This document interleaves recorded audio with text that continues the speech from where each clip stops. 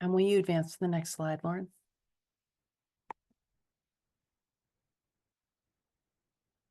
Perfect. Well, everyone, welcome to our first 2025 meeting of CWG. I appreciate everyone being here. I'm going to read through the list of attendees that I see, and if I am missing anyone, please let me know. I'm Kirsten Yucatel from SANDAG. Also here from SANDAG, Anna Millar, Lauren Lee, Suzanne Martinez, Richard Radcliffe, Sam Samford, Ying Uyang. I don't know if I'm pronouncing your name correctly, Ying, so I apologize. And Bhargava Sana, who Ying and Bhargav will be bringing us the ABM3 model today. And I might have just mispronounced your name too, Bhargav. So really, more coffee needed for me today before I started this. Also joining us are Brent Burge from Caltrans, Erica Espinoza-Araiza, Caltrans, Karishma Becca from Caltrans, Kevin Hendron from CARB, Michelle Giron from the Port of San Diego, Nicole Lewis from Caltrans, Rodney Tavitas from Caltrans, Rusty Wisman, and my list of people keeps shifting, so I want to make sure I'm not missing anyone. Erica Vaca from Caltrans, and I see also here A. Nunez 5. So I'm not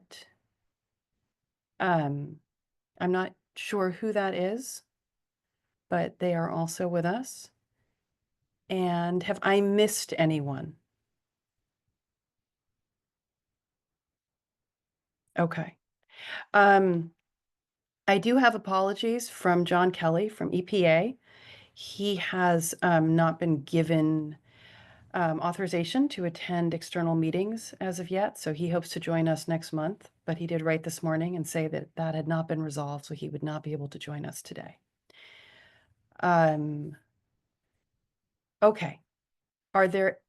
I'll begin with public comments. I don't believe that we have any members of the public with us. We are not a Brown Act body, but we do welcome the public. So I will pause for just a moment if there's anyone from the public here who would like to make a comment.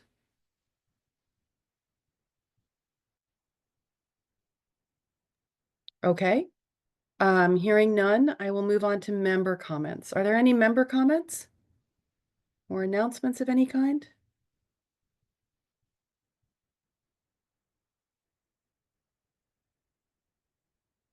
Okay. The meeting minutes from our November meeting were attached to the agenda. If anyone in reviewing that sees any errors, a missed attendee, something that you feel should be included, please reach out and let me know. At our last meeting, John Kelly presented an update on the 2020 on the PM 2.5 standards for the NACs and where that was expected to go in 2025. That was our only agenda item last meeting. But if there's anything additional to that description that should be added or the like, please let me know. We have, I believe, before we move on to the next topic, we have Alexa Kerr has just joined us as well. So today we are bringing consultation, we're holding consultation on the criteria of the activity-based model that we used and are using for demonstrating conformity and for modeling the 2025 regional plan. Bhargav and Ying are both here to give you an update on ABM3. This is a different model than we used for the 2021 plan or the amendment to the 2021 plan, which was ABM2. And that is our only agenda item for today. Next month, just to give you a sense of what's coming as far as consultation, we will be bringing you the project list and the exempt project list. And the following month in April, we expect to bring the revenues, which will conclude the consultation criteria for the 2025 regional plan. Lauren, do you want to go to the next slide? Or are we actually, you know what? So at this point, I'm going to turn it over to Bhargav and Ying. And I think that Bhargav is going to share his screen to go through the presentation of ABM3.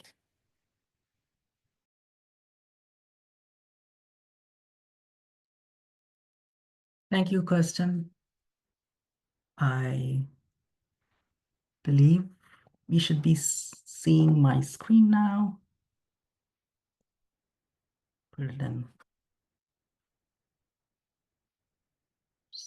slideshow mode. All right. Good morning, everyone. My name is Bhargav Sana. I manage the travel demand model development team here at SANDAG, and joining me is Ziying Ouyang, who manages the travel demand model application team at SANDAG. And we are here to give you a quick overview of the new model, ABM3, and how we use that to demonstrate conformity.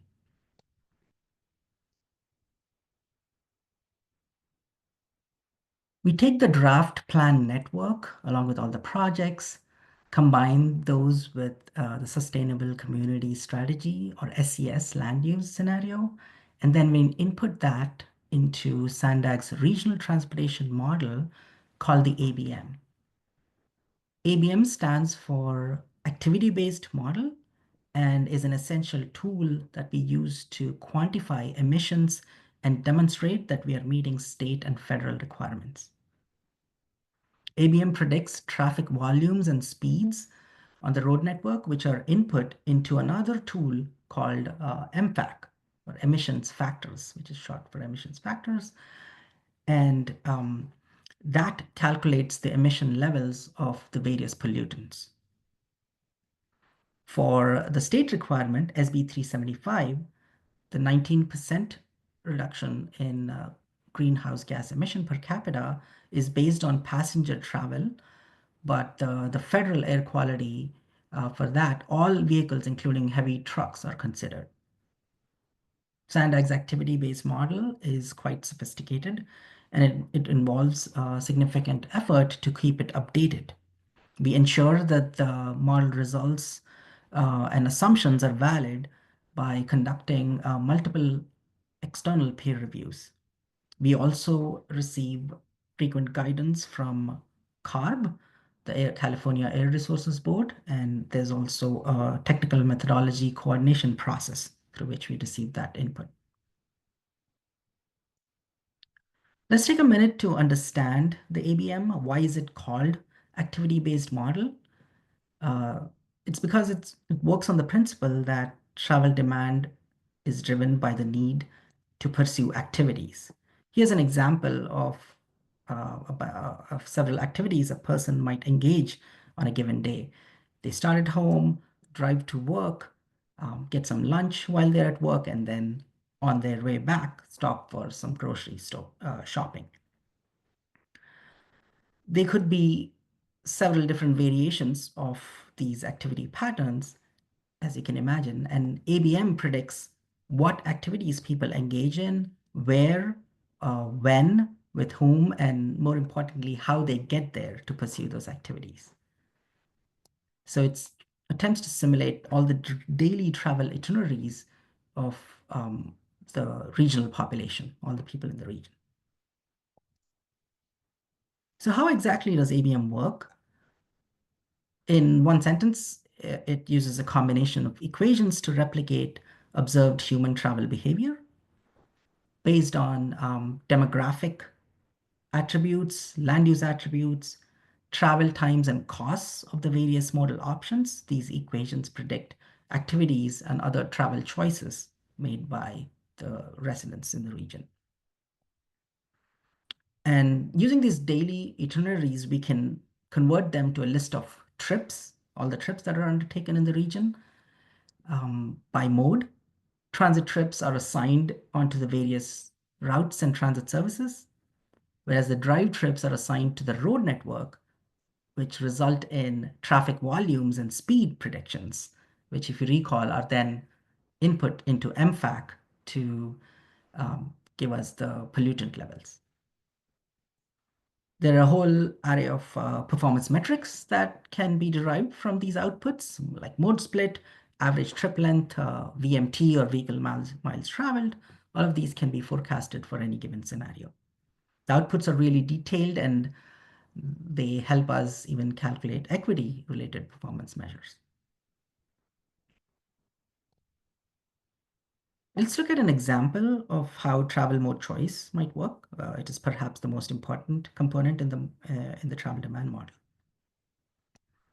Here's a person, we're calling her Lisa, who's 50 years old, lives in La Mesa, works in downtown, has a kid, 2 cars, and we're looking at what are the mode choices for her to get to work. The model is considering drive, transit, and bike at this point. Walking, we're saying is a bit too far, but if there was another case where someone was living closer to the workplace, the model would also consider walking. What are some of the factors that affect this mode choice decision? It's primarily driven by travel time and cost. So for driving, it takes about 25 minutes. There's the auto operating cost for fuel, maintenance, but there's also a parking cost to drive to downtown. For transit, the time is much longer, the cost is lower, it's the fare to get on the trolley, maybe, and then for biking, it takes about an hour to take the bike to downtown, and there's no additional cost. There are other factors that are considered by the equation. Auto ownership, clearly, if there was no car owned by the household, that wouldn't be a choice. In this case, this hypothetical household has 2 cars. The land use density at both the origin and destination, and then demographic factors like age and gender of the person making the choice. So all of these are put together to evaluate how attractive each mode option is. And in this hypothetical case, it works out to be a very high probability or percentage for Lisa choosing to drive, about more than 97%, a little over 2% chance of taking transit or trolley, maybe. And then for biking, it is just 0.1%, which is 1 in 1,000. So if there are 1,000 households and people like Lisa getting to work, the model will probably predict that 1 among them is biking. And so it's less likely. We considered only 3 mode options in this example, but there is a whole bunch of other options, micromobility, ride hail, etc. The transit options are also a little more elaborate based on the access and egress modes. In addition to mode choice, this just shows there's a lot of other models that are in ABM3. There's a model to predict household ownership. There's a model to predict what time someone makes a trip to engage in an activity. There's a model to predict where they go for different activities for work, what is the work location or school location, or where they're going to shop or pursue social recreation. So this just shows there's dozens of models to predict these activity and travel choices.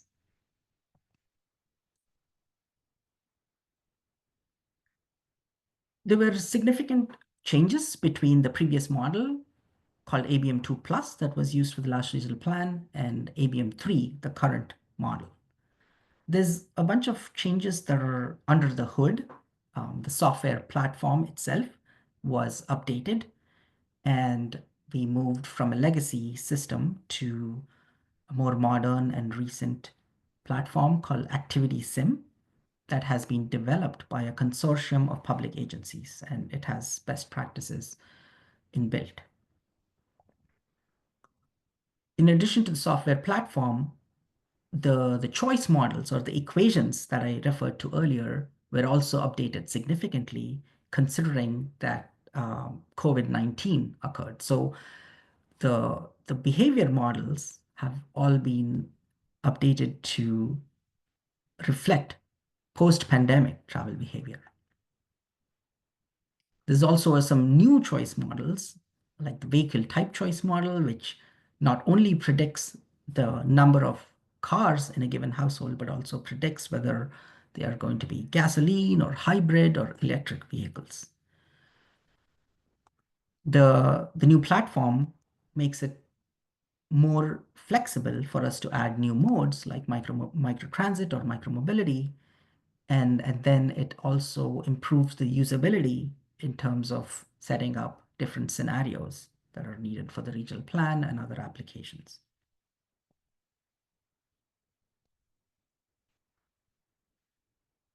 As I mentioned before, there are dozens of activity and travel choices that ABM simulates. There's separate components or equations for different important market segments. It's not just the residents. We have separate components for cross-border travelers, overnight visitors, and airport passengers, commercial vehicles. So all of these have their own sets of models or equations. Survey data are key to verifying and updating the parameters in these equations. We were the first region in California to collect data and update the model to reflect post-pandemic travel behavior. Different survey efforts are used to target different market segments of travel. And this travel behavior is expected to change over time due to changes in attitudes. There's new ways to get around. And there could also be other events like the global pandemic that can increase work from home or remote work options. So it's important to keep periodically collecting these data and updating the model.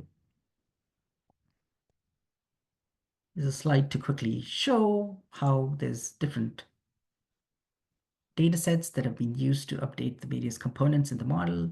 There's a whole array of surveys that were done. And then to validate the model outputs in terms of traffic volumes and transit ridership, we got observed data from jurisdictions and at the state level, and also from the transit agencies. To wrap this up, I just want to quickly talk about a few factors that influence the amount of driving that people do. Greenhouse gas emission and other pollutants levels and vehicle miles travel. The reduction for these is primarily influenced by mode shift. Travel times and costs are primary determinants of travel mode choice. So if we are trying to reduce driving and increase other modes, we could increase the attractiveness of other modes like transit. If we increase the frequency, for example, or if transit is faster, it means the travel time is less and it makes it more attractive, resulting in higher transit ridership. On the other hand, we can also make driving more onerous or less attractive by increasing the costs associated with driving. It could be parking costs. On the other hand, there's other factors that might increase driving. If we expand highways, add more capacity, make driving faster, then the shift would be towards driving from the other modes like transit and non-motorized modes. If we expand development away from the urban centers, that influences people to choose destinations that are farther away, and that also results in increased driving and BMT. And that's all I had. I'll be happy to take any questions.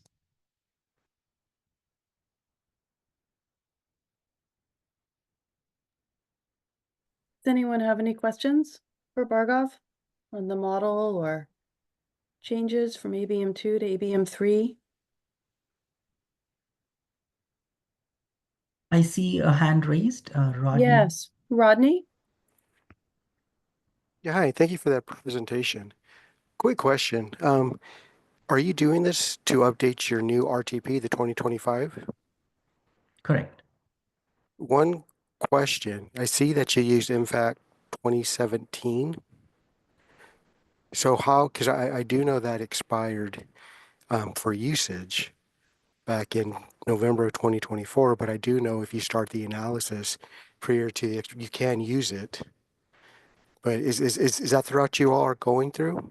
Yes, Just yes, I can answer that instead of Bargov. We have been doing the modeling since well before the end of the grace period. So, and in fact, we had first consulted on that with this group back in 23. So we are bringing the model to you now, but the modeling has been underway since well before November. And yes, this will be the last time we'll be using MFAC 17, since obviously now nothing would be within the grace period. okay, just have to ask because I know SCAG did that before, and so did the San Joaquin Valley before the safe rule kicked in, so it's fine. And I do know, I'm sorry that John Kelly isn't here with us today, but he and I had discussed this and with Karina as well, the documentation of when we began modeling and when we consulted and when it was raised, to ensure that there was ample support for being within the grace period. Right, I wasn't at that meeting, but thank you. And one more question, I do have to say it. If you are going to do your RTP, remember to have your consistency amendment as well. Yes. Yes. I know I sound like a broken record, Kristen, but you know. No, we will, when we do the final regional plan conformity, it will also be our consistency amendment. And no, you aren't a broken record. Nessamani reminded me of the same thing. So we are.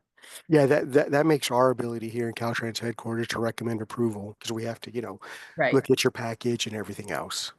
No, we'll be doing it at the same time. Sounds great. So Excellent. that it's all in December at the same time. So, but I Yeah, appreciate the reminder. Yeah, we don't want a prolonged approval process. No, and we don't, believe me, we want to wrap everything up consistent with this regional plan and with the model and the parameters that we have before heading into the 27 RTIP and future modeling with MFAC 21. And just know if there's a possibility of PM 2.5 happening, we'll reach out to you because there is going to be, some things you'll have to be aware of. Yes. Especially in your area, because some of the projects, we'll just talk. I don't want to waste too many resources if it's not going to happen, but it'll definitely change your conformity process a bit. Yes. I saw that the whole county is non-attainment under what's being recommended, at least the draft that I saw. So yes, and the reason that's concerning because I did look at one of your tips. There was a number of roundabouts and something like that. You'd have to bring to interagency consultation. We'd all have to make a concurrence, not a project of air quality concern. It's a whole different process that I'll call it job security for all of us. If it does happen, I'll just leave it as that. well, for right now, we will be on time with our consistency determination. And then, yes, we expect next year to bring some, depending, we'll see, but some novel developments for us if they're not rolled back as policies. And do know we'll share information with you if it does happen on stuff like what we've learned and having to deal with the new standard, especially at PM. So we'll be happy to do that if that does happen. Much appreciated. Well, thank you, Kristen. I appreciate your time. Yeah, definitely. Any other questions? Hi, I see Alexa. Yeah, thank you so much for the presentation. Sorry, I had to join a little bit late. I'm listening in from the county. This is actually just kind of out of curiosity. I had seen on at least the example photo, the example individual was paying $8 for parking. And I was wondering if you were just using that as an example, or whether that was an average of downtown, or whether that took into consideration other parking rate increases that the city is considering, or that the transit agencies are considering for the transit. If you could speak to that, like, cost estimate for the parking and for the transit for the fuel. Sure, absolutely. And this is a hypothetical example. However, we conducted a parking inventory survey in 2022 to support updates to parking costs around downtown and other places in the region. And we have seen that it could be the daily cost of parking could be as, in fact, in some particular zones, it can be even a little bit higher than the $8. And we do consider an array. It's not just a daily, but we also look at monthly parking rates and account for that. And for a work trip, a monthly cost average to daily might be pulled in to make that decision, along with a whole bunch of other factors which we briefly discussed. But were you particularly concerned about the $8 daily cost used in this example? Or is it in your experience that it's quite different from that for Uh, the day? I was just asking partially out of personal curiosity. I personally, when I worked in downtown in a previous job, paid, no less than like at least $10 a day. Right. And the employer didn't provide parking.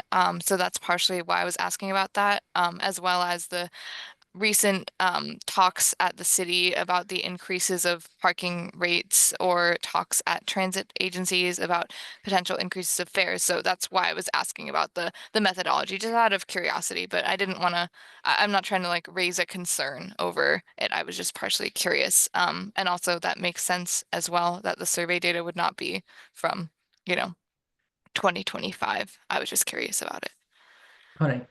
And maybe to expand a little more on that, this is, again, we just picked up a round figure, $8, but in the model, we are trying to reflect this as behaviorally realistically as possible. And so when we are considering, hey, what could be the cost to get to a destination zone in downtown, we are saying that, hey, not all people are going to go park at one location. Some people might even try to park at a reduced cost location that is within walkable distance, or maybe even free street parking, or free parking or other street parking options will also be averaged in to get at the average cost for a destination zone. So there's a few factors going in, but definitely I think in our data, there are a whole bunch of zones where the daily average parking cost is even $15, I think, off the top of my head. So it's reflected. That makes a lot of sense. Thank you for indulging my curiosity. Oh, no problem. Thank you for the question. Any other questions or comments or? Okay, well, seeing none, thank you very much, Bhargav and Ing, for coming today with this. That's our only agenda item today. So that's the wrap up of our meeting. Our next meeting is March 5th, 10:30 in the morning. That, as I said before, in addition to any other possible items, what we will be bringing will be the project list and the exempt project list for CWG review, in anticipation of bringing revenues in April and closing consultation on the 25 regional plan, and circulating a draft conformity finding for CWG review shortly after the April meeting. I want to thank everyone for coming and hope to see you next month. And in the meantime, of course, if you have any questions or concerns, please feel free to reach out. Thank you so much, everyone. Thank you. Thank you. Mm.